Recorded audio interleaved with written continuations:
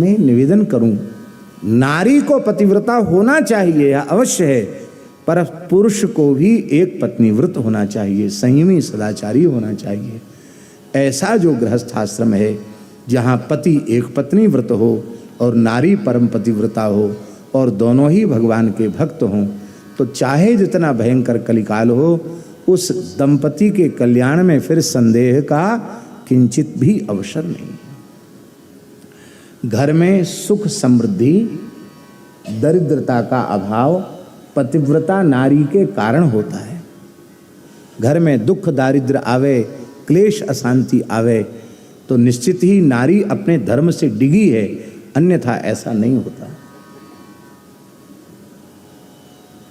नारी नहीं डिगी तो पुरुष डिगा है, कोई ना कोई तो डिगा है। इसलिए भैया केवल एक पक्ष ही नहीं, दोनों पक्ष, नारी पतिव्रता हो तो पति सदाचारी होना चाहिए।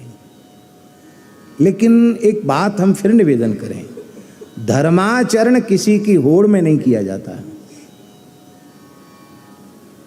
जानकी वल्लभ जी, धर्माचरण किसी की होड़ में नहीं किया जाता है कि तुम करोगे तो ही हम करेंगे, ऐसा नहीं। पत्नी को ये नहीं कहना है कि आप ऐसे होगे तो मैं पतिव्रता बनूंगी, नहीं तो मैं भी है तुमसे 10 कदम आगे रहूंगी, ऐसा उसे नहीं सोचना है। क्योंकि व्यक्तिगत धर्म जो है ना, वो वैयक्तिक विषय है, स्वयं का विषय है। हम ऐसा नहीं सोच सकते हैं कि हमारे निकट वाले सब संध्या उपासना करेंगे तभी हम संध्या उपासना करेंगे। हम तो बिल्कुल नहीं करेंगे, फिर क्यों करेंगे संध्या उपासना?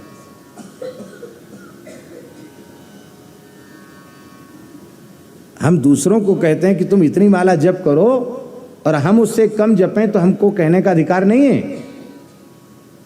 हमको जप संख्या नित्य प्रति पूर्ण करनी ही चाहिए, नहीं तुम निकट वालों को कहने के अधिकारी नहीं, आप लोगों को भी कहने के अधिकारी नहीं। इसलिए भैया हमारे महाराज जी कहते थे, रुग्ण व्यक्ति और वृद्ध व्यक्ति, इससे धर्माचरण की प्रेरणा नहीं लेनी चाहिए। फिर से सुन लो इस बात को, क्या?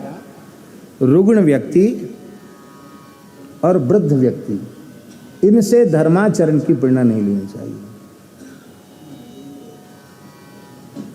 अब शरीर सबका सब एक जैसा तो रहता नहीं है, तो उस समय के शरीर की बाध्यता को देख करके यदि कोई प्रेरणा लेने लग जाए तो क्या वह उचित है? वृद्ध के आचार को देख करके कोई प्रेरणा लेने जाए तो क्या वह उचित है?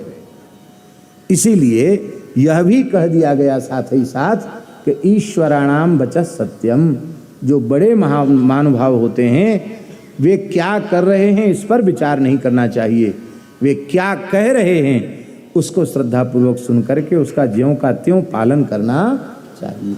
ये धर्म है। उनके अंतःकरण की स्थिति कैसी है, उनकी क्या अवस्था है, इसको दूसरा व्यक्ति नहीं जान सकता है।